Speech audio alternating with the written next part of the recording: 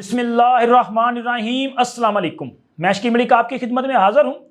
साबिक chief justice of Pakistan justice Qazi Faez Isa के लिए बड़ा ओहदा सब फाइनल हो चुका है और अगले 48 घंटों में बड़ा ऐलान होने जा रहा है। और इसी के साथ साथ जनाब इमरान खान फंडिया गया आज, क्योंकि मिलिट्री कोर्ट और इसके साथ साथ फॉरवर्ड ब्लॉक नया ही फड्डा शुरू हो चुका है। और जैसे ही ये चीज़ें बाहर आई हैं तो इमरान खान का बाहर आना नामुमकिन हो चुका है, क्योंकि इमरान खान के केसेस अल्टीमेटली अगर मिलिट्री कोर्ट बनेगी तो उस तरफ ही जाने हैं। और फॉरवर्ड ब्लॉक बनने का मतलब है कि इमरान खान का जो कुंबा है, सियासी कुंबा या इमरान खान की जमात, ये कई छोटे छोटे हिस्सों में बंटने जा रही है। अब हो क्या रहा है और क्यों हो रहा है, इस पर बात करेंगे। और सबसे पहले इमरान खान का मसला है, क्योंकि भाई इमरान खान साहब जो है ना, उनके लिए आज से मुलाकातों का आगाज़ है। लेकिन सवाल ये है कि क्या वाकई इमरान खान से मुलाकातों की इजाज़त मिलेगी। हुकूमत ने इमरान खान की मुलाकातों पे और अडयाला जेल में तमाम मुलाकातों पर पाबंदी आयद कर दी थी।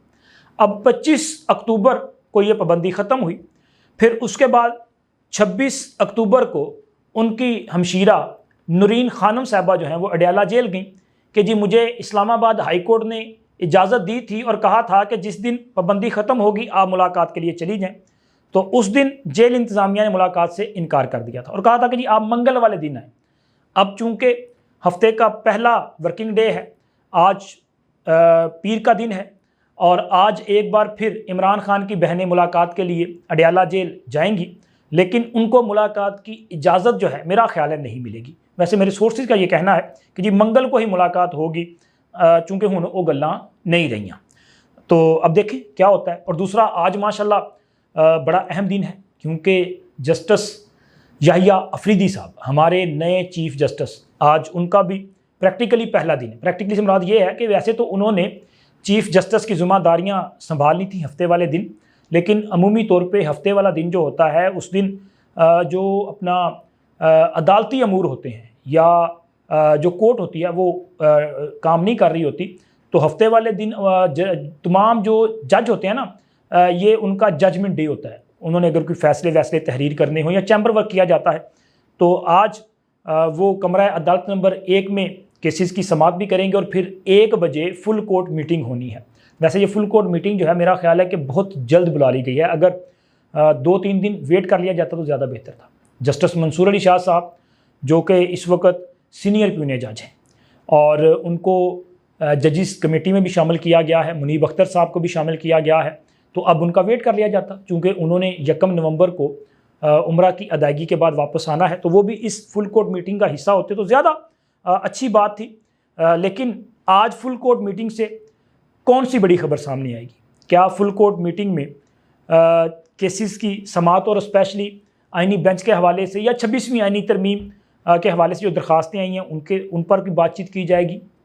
Supreme court practice and procedure ordinance पर कोई फ़ैसला किया जा सकता है, या कि इंतज़ामी मामलात के हवाले से जो है वो अहम फैसले लिए जाएंगे? तो मेरा ये ख्याल है कि ये जो फुल कोर्ट मीटिंग है इसमें इंतज़ामी साइड पे जो है अहम फैसले लिए जाएंगे। जैसे कि तमाम कमरा अदालत में लाइव स्ट्रीमिंग के हवाले से चीफ जस्टिस साहब एक डायरेक्शन जारी कर चुके हैं, उस हवाले से बात हो सकती है।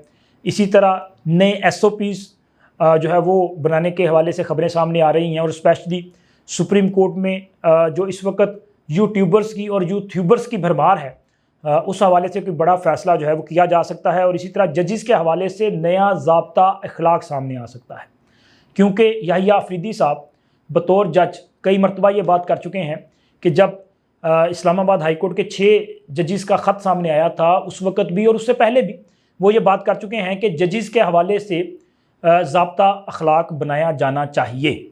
और इसके साथ साथ इस फुल कोर्ट मीटिंग में डेफिनेटली 6 जजिस का ख़त जो है ये ज़रूर ज़ेरे बहस आएगा। उसकी वजह ये है कि 8 नवंबर को सुप्रीम जुडिशल काउंसिल की मीटिंग बुलाई गई है। अब वहाँ पे क्या होगा?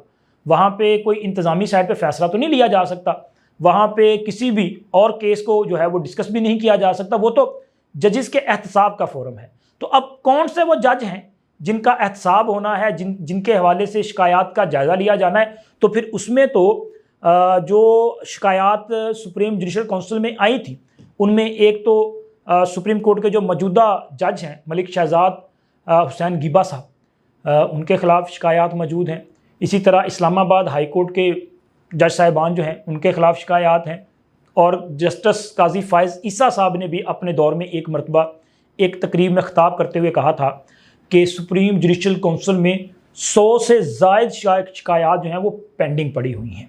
तो अब देखें कि सुप्रीम जुडिशल काउंसिल में कौन से मैटर्स जो हैं उन पे कार्रवाई का आगाज़ किया जाता है, लेकिन ये फुल कोर्ट मीटिंग जो है ये बहुत अहमियत की हामिल होगी। और दूसरी तरफ एक बार फिर मिलिट्री कोर्ट के हवाले से बातें की जा रही हैं, और ना सिर्फ बातें की जा रही हैं बल्कि हुकूमती जो ज़िम्मेदारान हैं उनकी तरफ से इस हवाले से बयानात भी दिए जा रहे हैं। यानी कि हुकूमत एक बार फिर मिलिट्री कोर्ट्स के क़याम के लिए जो है संजीदा कोशिशें करती हुई दिखाई दे रही है। अभी कल बिलावल भुट्टो ज़रदारी और वज़ीर आज़म के माबैन मुलाकात हुई, और ज़राए के मुताबिक इस मुलाकात में भी 27वीं आइनी तरमीम के हवाले से तबादला ख्याल किया गया है। और बिलावल भुट्टो ज़रदारी साहब की जो 26वीं आइनी तरमीम के हवाले से एफ़र्ट्स थी, उन पर वज़ीर आज़म ने उनको खराज तहसीन भी पेश किया, और उनका ये कहना था कि आपने ज़बरदस्त इसमें जो है वो किरदार अदा किया और इनका क्रेडिट आपको जाता है।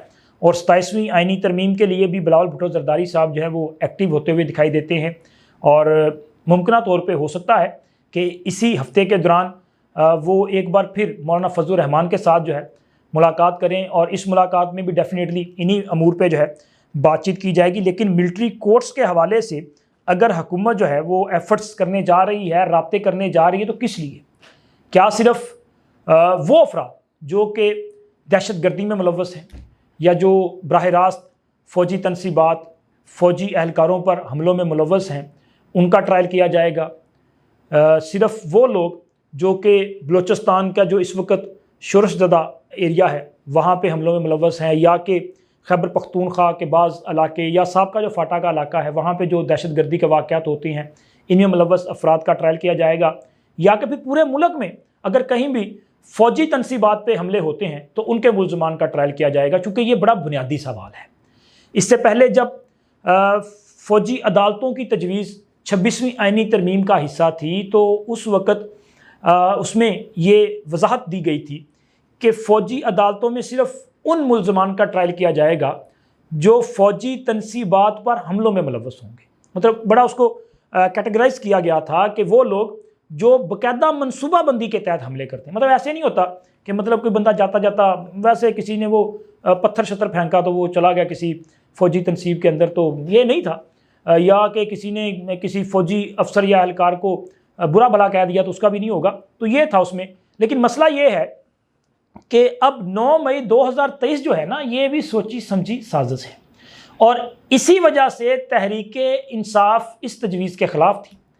हालांकि बाकी जो सियासी जमातें हैं उनका ये ख्याल था कि अगर हम इसे जो है एक सनसेट लॉस के तौर पे लेके हैं। सनसेट लॉस वो होता है कि एक मखसूस टाइम के लिए, मतलब आज अगर आप ये डिसाइड करें कि जी हमें फ़ौजी अदालतें जो हैं वो कायम करनी है, लेकिन ये 1 साल के लिए या 2 साल के लिए होंगी, तो इनको जो है वो सनसेट लॉस कहते हैं। इससे पहले जब APS का सानिया हुआ था तो उस वक्त फ़ौजी अदालतें कायम की गई थी, तो वो सनसेट लॉस के तहत ही कायम की गई थी। तो ये तजवीज़ जो है वो पहले भी मौजूद थी, और अब एक बार फिर जो है इस पर बातें होना शुरू हो चुकी हैं। और इसके साथ साथ आप देखें कि तहरीके इंसाफ के लिए जो दूसरी मेरा ख्याल है कि बुरी खबर है, एक तो ये फ़ौजी अदालतें भी डेफिनेटली तहरीके इंसाफ नहीं कबूल करेगी, क्योंकि उनको लगता है कि बिलाखिर इमरान खान और तहरीके इंसाफ के बाकी जो 9 मई के मुल्ज़मान हैं उनके केसेस वहाँ पे शिफ्ट कर दिए जाएंगे। और दूसरा, तहरीके इंसाफ के अंदर फॉरवर्ड ब्लॉक जो है वो तकरीबन बन चुका है, क्योंकि तहरीके इंसाफ की तरफ से एक अपना वो जो कार्रवाई का सिलसिला है, आपने देखा ना कि उसका आगाज़ हो चुका। शाह महमूद कुरैशी साहब के साहबजादे को शोकास नोटिस, इसी तरह रियाज फतियाना और बाकी वो लोग के जिनके हवाले से ये कहा गया कि जी ये 26वीं आइनी तरमीम में हुकूमत के साथ अंगेज थे और इन्होंने पार्टी पॉलिसी की खिलाफ वर्जी की है, तो उनको शोकास नोटिस इन्होंने दिए हैं। अब शाह महमूद कुरैशी साहब के साहबजादे को भी अगर शक के दायरे में रखा जाएगा तो इसका मतलब है कि शाह महमूद कुरैशी साहब भी शक के दायरे में हैं, और शाह महमूद कुरैशी साहब की जो कुर्बानियाँ हैं वो कोई कंसीडर कर रहा है? नहीं की जा रही।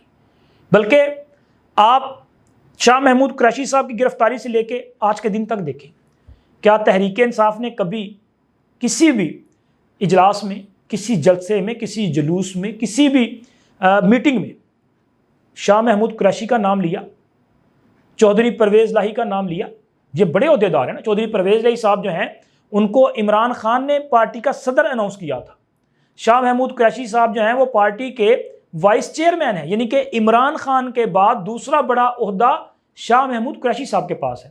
لیکن کبھی کسی نے شاہ محمود قریشی کا یا پرویز لاہی کا نام نہیں لیا. ایون کہ یہ تو بشرا بی بی کا نام بھی نہیں لیتے تھے. بشرا بی بی کے حوالے سے ان کی بہن مریم ریاض وٹو نے کتنی بار ٹویٹ کیا اور انہوں نے یہ شکوہ کیا کہ تحریک انصاف کا سوشل میڈیا اور تحریک انصاف کے جو اس وقت پولیٹیکل فیسز ہیں وہ انہوں نے کبھی بھی بشرا بی بی کے لیے جو ہے وہ کوئی بیان جاری نہیں کیا، ان کے لیے کبھی کوئی مطالبہ نہیں کیا. تو ظاہر ہے اب شاہ محمود قریشی کی جو قربانیاں ہیں اس کا مطلب ہے کہ ان کو ڈس آن کیا جا رہا ہے، تو الٹیمیٹلی پھر اس کا کچھ نہ کچھ تو نتیجہ نکلے گا نا. تو اب شاہ محمود قریشی صاحب یا ان کے صاحبزادے وہ اگر پارٹی سے ناراض ہوتے ہیں تو ان کا ایک مضبوط گروپ ہوگا. شاہ محمود قریشی صاحب کی آپ اس وقت کی جو ان کی ایک سیاسی سوچ ہے اس سے اختلاف کر سکتے ہیں، لیکن شاہ محمود قریشی صاحب جنوبی پنجاب اور پنجاب کی ایک سیاسی حقیقت ہے.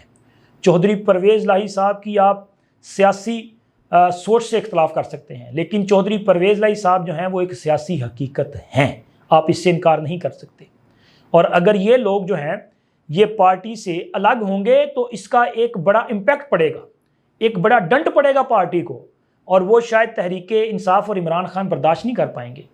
کیونکہ خیبر پختونخوا میں جو صورتحال ہے وہاں پہ تو پہلے ہی کئی دھڑے بن چکے ہیں. آپ دیکھیں کہ وہاں پہ ایک علی امین گنڈا پور کا دھڑا ہے، اسد کیسر صاحب کا دھڑا ہے، عاطف خان صاحب کا دھڑا ہے، شہرام ترکئی صاحب کا دھڑا ہے. یہ مختلف دھڑے ہیں اور وہاں پہ ایبسلوٹ میجورٹی ہونے کے باوجود علی امین گنڈا پور کی حکومت انتہائی کمزور حکومت سمجھی جاتی ہے.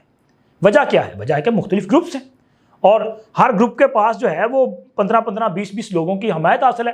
تو اگر دو گروپ بھی جو ہے وہ الگ ہو جائیں تو علی امین گنڈا پور کی حکومت قائم نہیں رہ سکتی. اور اب تو ماشاءاللہ وہاں پہ بشرا بی بی نے بھی ڈیرا ڈال لیا ہے اور انہوں نے اپنا ایک گروپ جو ہے اس کو بھی سٹینڈ کرنا ہے، کیونکہ بشرا بی بی نے آگے چل کے سیاست کرنی ہے، اور اگر سیاست کرنی ہے تو ان کے پاس اپنا ایک مضبوط گروپ ہونا چاہیے. جس طرح کہ علیمہ خان نے عمران خان کی گرفتاری کے بعد اپنے لیے سپیس پیدا کی ہے اور انہوں نے تحریک انصاف میں اپنا ایک گروپ اسٹیبلش کر لیا ہے.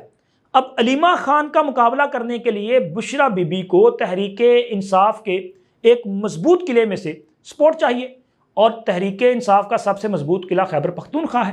انہوں نے اسی لیے علیمہ خان کی رہائی سے پہلے فیصلہ کیا کہ میں جا کے اس قلعے میں بیٹھوں گی، اور اس کا امپیکٹ نظر آئے گا. تو یہ جو سچویشن بنتی جا رہی ہے یہ عمران خان کو پہلے سے زیادہ کمزور کرے گی، تحریک انصاف کو سیاسی طور پہ ختم کرے گی. اور اس کا نتیجہ کیا نکلے گا؟ اب کل جب ملٹری عدالتیں بن جائیں گی، جب عمران خان کا کیس فوجی عدالت کے حوالے کر دیا جائے گا، کون ہوگا جو عمران خان کے لیے آواز اٹھائے گا؟ چونکہ سارے کے سارے جو ہے وہ تو مینج کیے جا چکے ہوں گے، اپنے حصہ جو ہے وہ کھا چکے ہوں گے، تو پھر کون آواز اٹھائے گا؟ تو عمران خان کا جو آنے والا وقت ہے وہ بڑا بھیانک قسم کا نظر آ رہا ہے. اور دوسرا دیکھیں کہ قاضی فائز عیسیٰ صاحب ان کے خلاف تحریک انصاف نے کتنی ٹرولنگ کی، کتنا پروپیگنڈا کیا، اور کہتے تھے جی جس دن قاضی فائز عیسیٰ ریٹائرڈ ہوں گے تو یہ جناب پوری دنیا میں کہیں ان کو منہ چھپانے کی جگہ نہیں ملے گی، پوری دنیا میں ان کے خلاف لوگ جو ہے وہ نظر آئے گا کیا کچھ ہو رہا ہے. وہ مثال ایگزامپل دیتے تھے ان کی جناب جنرل باجوہ صاحب کی، جو ان کے ساتھ ہوا تھا، میرا خیال جرمنی میں شاید ہوا تھا. تو اب ان کے ساتھ جو ہوا ہے وہ تو اس پہ رشک کریں گے، بلکہ وہ لوگ جو قاضی فائز عیسیٰ صاحب کی آئین پسندی کے دلدادہ ہیں وہ تو آج قاضی فائز عیسیٰ کا نام خوشی سے لے رہے ہیں، کیونکہ قاضی فائز عیسیٰ صاحب کو برطانیہ کی قدیم ترین قانونی درسگاہ مڈل ٹیمپل انہوں نے قاضی فائز عیسیٰ صاحب کو بطور بینچر منتخب کیا ہے. یہ بہت بڑا اعزاز ہے، وہ پاکستان کی پہلی شخصیت ہیں جنہیں یہ اعزاز دیا جا رہا ہے. اور قاضی فائز عیسیٰ صاحب کو یونیورسٹی کی طرف سے جو ہے میرا خیال ہے کہ مئی یا اپریل میں رابطہ کیا گیا تھا، اور انہوں نے کہا تھا کہ جی میں ابھی چونکہ نہیں آ سکتا، 25 اکتوبر کو میری ریٹائرمنٹ ہے، تو ریٹائرمنٹ کے بعد جو ہے میں آؤں گا. تو قاضی صاحب کے اعزاز میں 29 اکتوبر کو وہاں پہ تقریب منعقد ہونے جا رہی ہے۔ ایک طرف دیکھیں کہ برطانیہ کی بڑی درسگاہ وہ قاضی فائز عیسیٰ کو یہ اعزاز دے رہی ہے، اور برطانیہ کی دوسری بڑی درسگاہ کون سی تھی؟ وہ آکسفورڈ، یاد ہے آپ کو؟ چانسلر کا الیکشن، عمران خان، مہاتما، انہوں نے کہا کہ آپ تو چانسلر کے امیدوار کے قابل نہیں ہیں، اور دوسری طرف قاضی فائز عیسیٰ کے لیے یہ اعزاز۔ مطلب کہاں عمران خان اور کہاں قاضی فائز عیسیٰ جیسا ایک آئین اور قانون پسند جج۔